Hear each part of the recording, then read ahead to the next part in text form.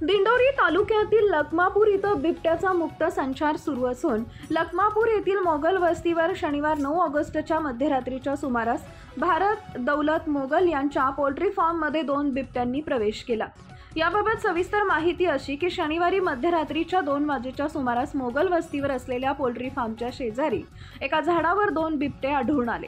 बिबट्यांनी झाडावरून poultry फार्मच्या पत्र्यावर उडी घेतली। सदरील पत्रे सिमेंटचे होते। त्यावेळी पत्रा तुटल्याने दोन्ही बिबटे थेट पोल्ट्री फार्ममध्ये गेले, परंतु सदरील पोल्ट्री फार्ममध्ये पक्षी नसल्याने सदरील पोल्ट्री मालकाची आर्थिक हानी टळली।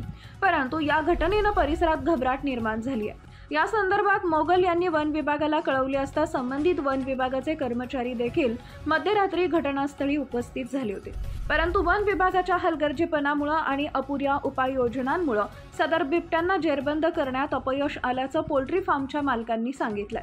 या परिसरात ऊसाचं क्षेत्र जास्त असल्याने तसेच नदीकाठचा भाग असल्याने बिबट्यांचा मुक्त संचार बघायला मिळतोय। वन विभागाला सांगून देखील या ठिकाणी कुठल्याही उपाययोजना होत नसल्याने नागरिकांनी तीव्र नाराजी व्यक्त केली आहे। आता तरी वन विभागाला जाग येईल का असा प्रश्न या निमित्तानं लखमापूर ग्रामपंचायत सदस्य भरत मेसेट यांनी उपस्थित केलाय।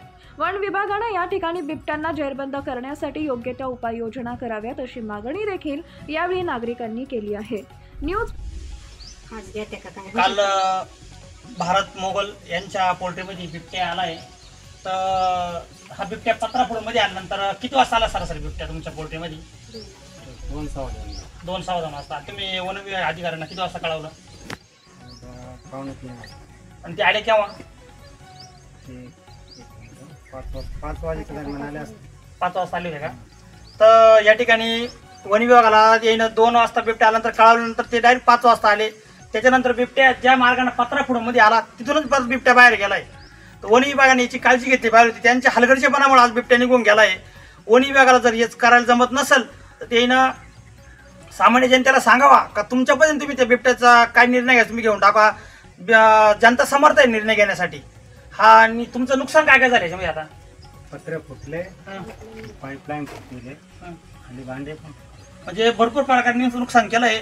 याच्यावर काहीतरी प्रशासन निर्णय घेऊन गरीब शेतकरी याच्यावर काहीतरी भरपाई देऊन टाकावी आणि प्रशासनाला सुद्धा याच्यावर लक्ष देऊन बिबट्याचा बंदोबस्त लावावा। याच्याआधी सुद्धा तुमच्याकडे बिबट्या आला होता कधी? आला कुठं आले तो बिबट्याच्या आधी? घरात आला। तुमच्या घरात बिबट्या आला होता का? म्हणजे बिबट्याचं वारंवार येणं नाही, याचा बंदोबस्त करणं गरजेचं आहे, जेणेकरून अशी काही हानी होऊ नये, काही नुकसान होऊ नये याची काळजी घ्यावं प्रशासनाने, नाही त्याचा परिणाम फार वाईट होतील।